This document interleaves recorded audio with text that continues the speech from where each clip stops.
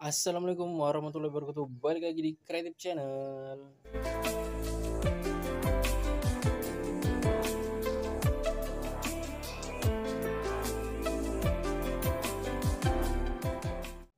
Oke guys, balik lagi di Sentra Rumah Jamur Instan Serbelawan, channel inspirasi, motivasi, dan semangat untuk berwirausaha ya guys. Jadi agenda Insan hari ini tuh kita mau gantung lagi ya guys ya. Tapi sebelum gantung itu Insan mau buat video dulu. Insan mau menjawab pertanyaan dari subscriber ya guys ya. Karena udah lumayan lama Insan nggak buat video, jadi pertanyaannya itu udah numpuk-numpuk ya guys ya. Tapi di sini akan kita coba jawab satu persatu lewat video-video singkat ya guys ya. Kemudian pertanyaannya gimana Bang? Aku periode pertama, Bang aku udah 2 periode nih main jamur. Periode pertama bagus. Kemudian periode kedua kenapa hasilnya kurang bagus ya Bang? Padahal suppliernya sama, kemudian kumbungnya sama, yang ngerawat juga sama. Sebenarnya apa faktor yang mempengaruhi dari hasil jamur tiram ataupun hasil panen jamur tiram dari setiap backlog? Nah, seperti itulah lebih kurang ya guys ya pertanyaannya. Jadi untuk menjawab pertanyaan ini kita butuh beberapa eksperimen guys ya. Jadi Insan udah eksperimenkan dulu.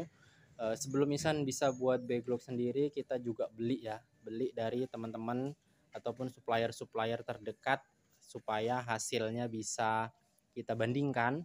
Nah, jadi untuk pertanyaan ini jawabannya adalah 3 ya guys ya.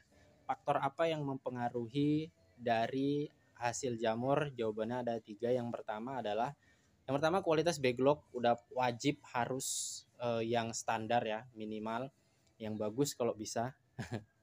Kemudian yang kedua dari segi perawatan.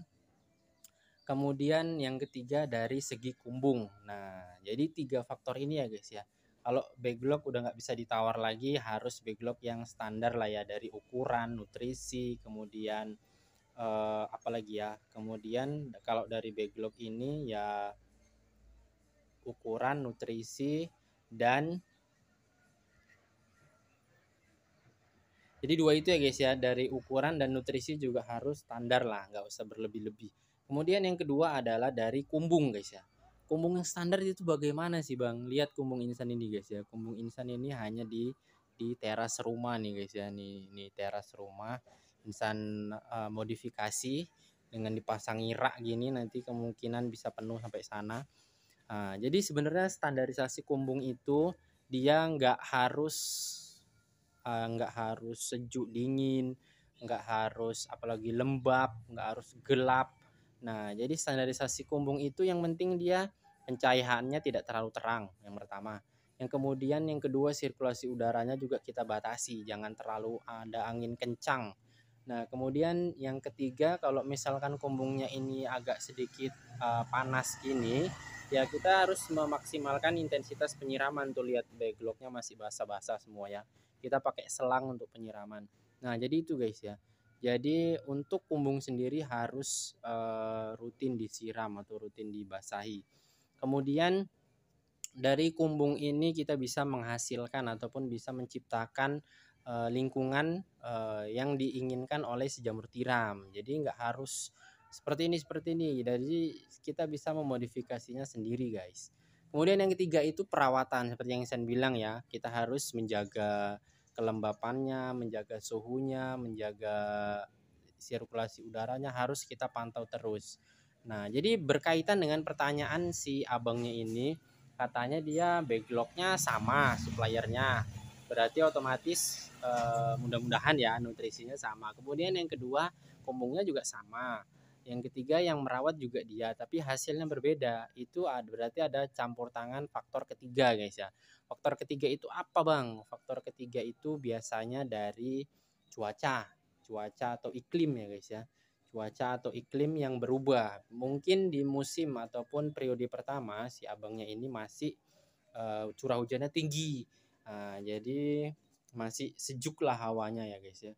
Kemudian di pas pengambilan periode kedua, kemungkinan curah hujan udah mulai sedikit, periode pergantian musim lah seperti itu guys ya.